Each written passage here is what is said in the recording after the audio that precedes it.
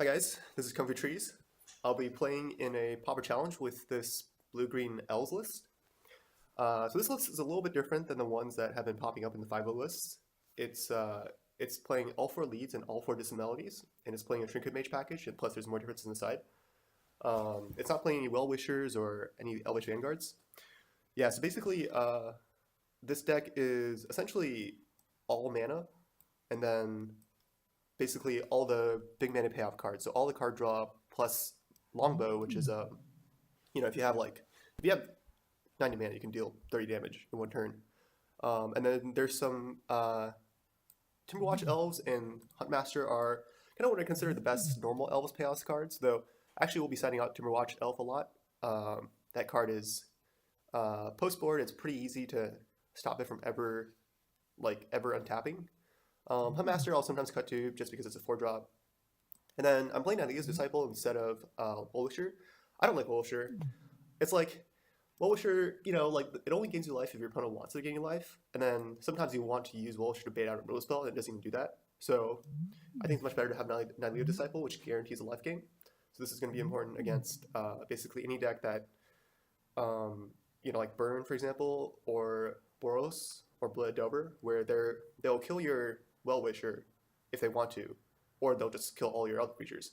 Nightlia's Disciple at least forces a life gain, so it's not like it's not like Well-Wisher where your opponent has a choice. Okay, so I also cut like a lot of the more purely combo-y things like Nettle Sentinel.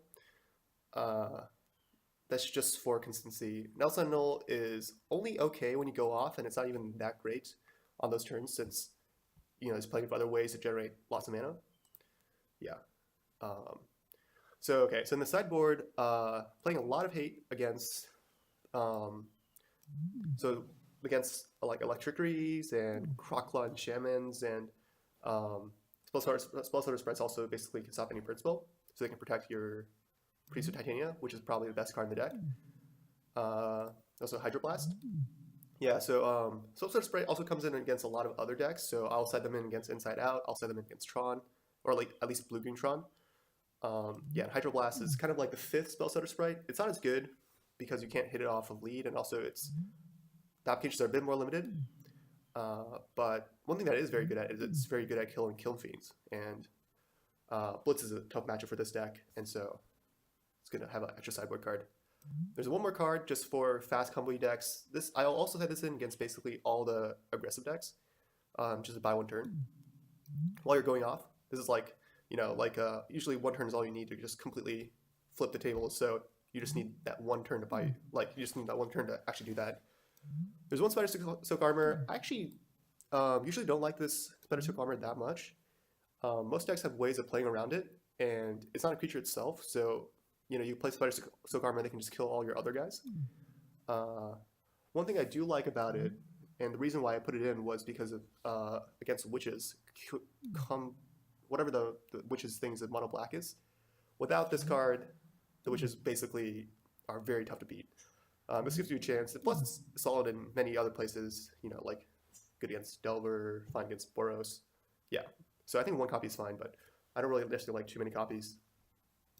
There's one more Justice. This is for when you basically this is for decks with Prismatic Strands or Fog, or basically just huge board sweepers like Pestilence. Usually against those decks, you have one turn before they drop Pestilence. You have one turn to completely go off and just try to kill them, and then this is kind of like the hasty kill. Tough to pull off. Definitely a bad matchup, but this helps there. Also good against Tron or Fog decks in general. One extra Nightlia's Disciple for burn. 2 Penumbra Spiders. These are just for any grindy matchups in general, so plus Delver. So these come against Delver, against Blue-Black, against Boros Monarch. They help keep you alive. So actually, the thing that I'll do against those grindy decks is actually I'll switch to playing the more long game role. So basically, I will try to grind them out instead of them trying to grind me out. So if they, a lot of players might not realize that, and then they'll lose me grinding them out. But the players that I've lost to are the ones that have really quickly switched on to aggressive role against me. But anyways, so yeah, Penumbra Spider helps predict my life total. It helps me grind them out. it's a pretty good card. Yeah, I'll probably be signing these in a lot. And finally, we have a Trinket Mage package, kind of completing the ones in the main deck. So there's an extra Longbow. Longbow is frequently the best card in the deck. It's really good against Delver. It's good against like Inside Out. It's generally just good to have.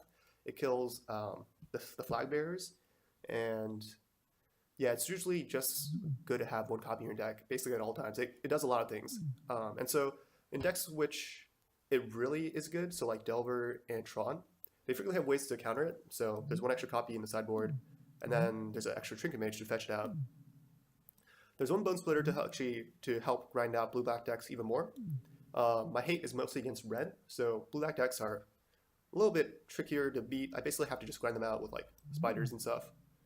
So Bone Splitter helps with that. It doesn't help as much when your opponent's on Pestilence, but besides that, Bone Splitter is pretty good. And then there's one Relic of Progenitus. This is, again, I'll probably be signing this card in against a lot of matchups as well. So basically, I'll set it in against blue-black, anything with Swirling Sandstorm, and Tron. So yeah, this is the list.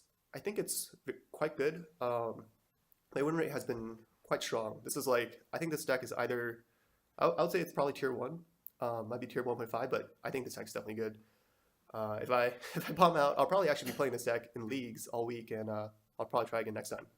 So, all right, hopefully this works out.